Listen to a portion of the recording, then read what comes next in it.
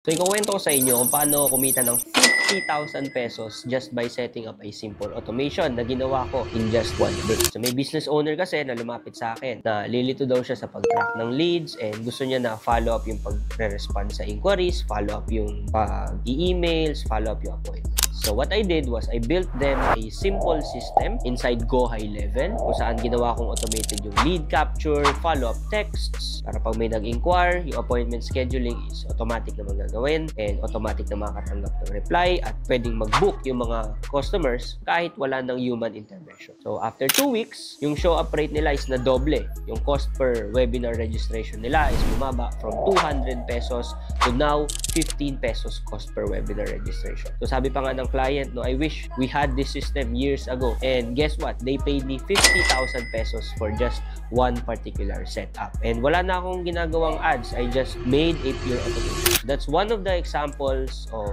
how do you generate money by learning how to use Go High Level for different types of local businesses.